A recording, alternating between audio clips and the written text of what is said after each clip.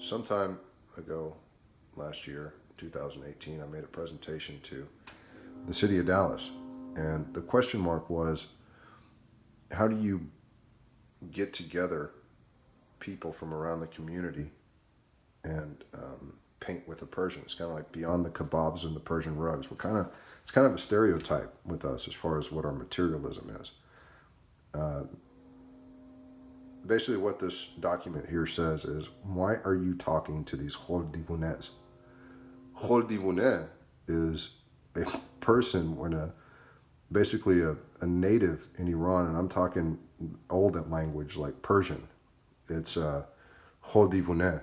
Khol Divooneh is like crazy, crazy. This is not like your Rain Man can count cards and do all that. This is like Braveheart and the guy that shows up to defend William Wallace and catches the arrow out of the air. That's the Khol Divooneh. It's kind of the Scottish plight thing. Uh, he just shows up to the battlefield and he's like, I don't know why I'm here, but I guess I got to protect you. I have no idea why, but whatever. And so that's a Khol Divooneh in Iran, or Persia at the time. They're kind of the ones that catch shit out of the air from hitting someone's head. And so in this language, we obviously have, why are you talking to these Khol Divoonehs? The apostrophe S was a mistake I made. It's not really possessive here. You don't own the Khol Divoonehs. They're not someone you can enslave. They're not someone they're free birds. They're just like, I'm just here to help you. Is that an arrow coming at you? Here, wait, hold on. Here, yeah, let me yank it out of your head. All right, cool. Right? And then William Wallace is still firing lightning bolts out of his ass. However, the apostrophe S, Khol Divooneh, then there's other people that are named like that, like Ehsan, which is a spiritual thing. It comes from your gut, kind of like an African name. So Khol is KH. In the Farsi language, it's a character, Cyrillic, and this is kind of a what we call Michi language, one that was made with nails that was pressed into the clay and then hardened, or it was wet clay and then they hardened it. And then that's what you see on the tablets out there in ancient Persia, Persepolis, and the walls, and King Cyrus's corn stalks and all that kind of stuff. So, that language is something like this.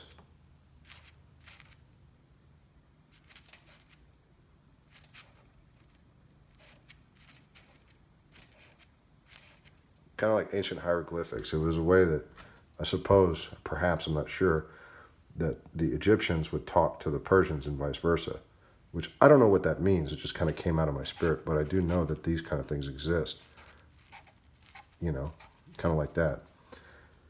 But I'm not saying that this is even Khol. That's not what, I don't know, this doesn't probably mean Khol. They didn't have a name back then for that, probably. They wouldn't diminish themselves or insult themselves at that time. So Khol Divooneh was a way to kind of project into the atmosphere, there's some Khol Divooneh running around. Why are you talking to it?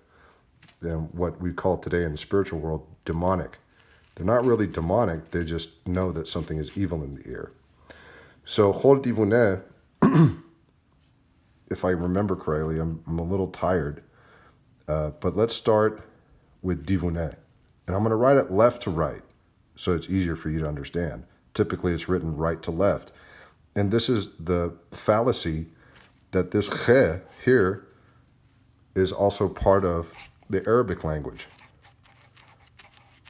And this was the onset of the failure of the Roman-Persian War from 200 CE, and all this other crap you've heard me talk about, or put, art on the board about it. So, Khol Divooneh, we get to post-Arabic invasion after the fall of the Second Dynasty, right? So here we are, right? Now, Khe, let's start with Divooneh.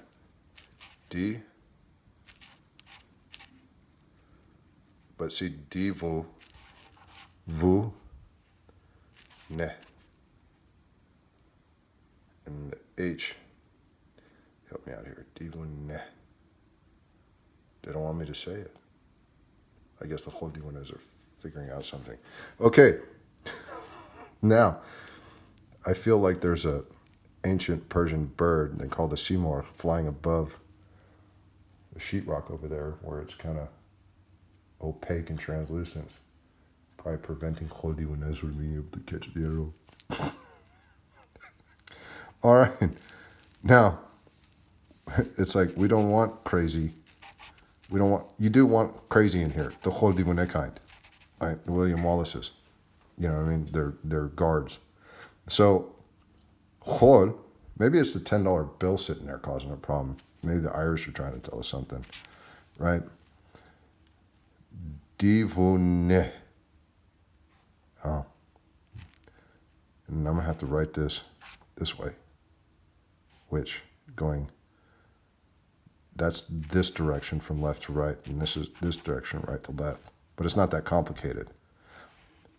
In actual Farsi, and I'm not getting to Middle Persian because that's even more confusing. There's a Middle Persian element, which was before the Arabic invasion, which is what you're seeing here, as far as the language. So Divooneh, which is actually this way, D, which is, this is a ye, but you can make it simpler. D, no, sorry, D, vu, ne.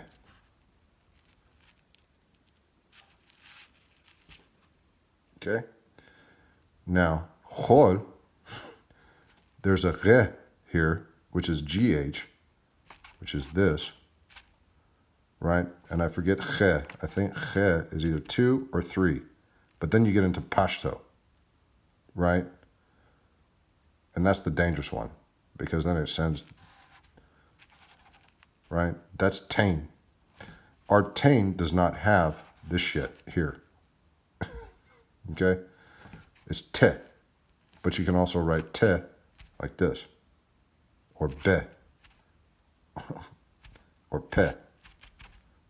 I'm very confusing on purpose. All right. Now, Khol. How do we... Okay, we don't need an alphabet lesson here. All right? Now, Khol Divooneh. Khol. We know what O is. It's still the same. Right? And L. Lam.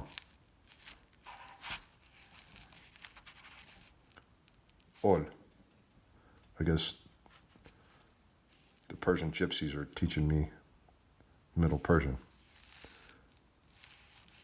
So let's see. Or they're saying, Divooneh goli.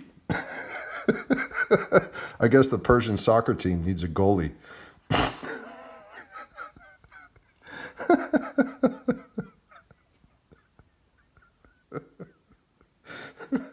Well, that's a Nike problem, which is Greek for victory. And here, if I flip this iCrap, or iPhone, which I did take a crap earlier today, which we say Ride, or Baberan Reed Bokona, which poor people that are named Reed get it confused with shit.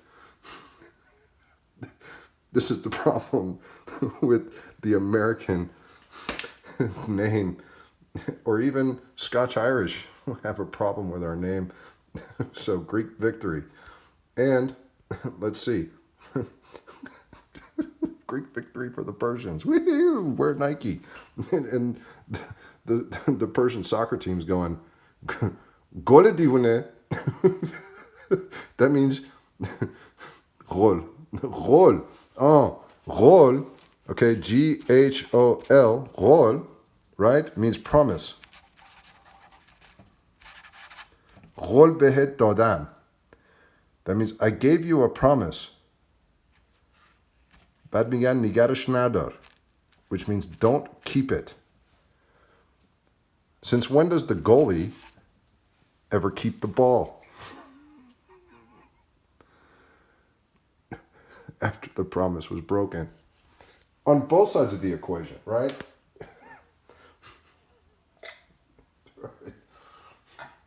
This is the political conversation going on, I guess, today. Now, let's see. It's not a New York issue with a fashion designer. It's just vernacular, I guess. Khol. Khol, which in Farsi, here we have this kho again. O-B. Khob. Right? Which, if you take out this, is ob. But actually, ob is ah. On. That's on. Ob is that.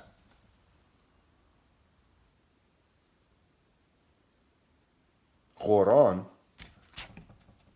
The Quran is the Muslim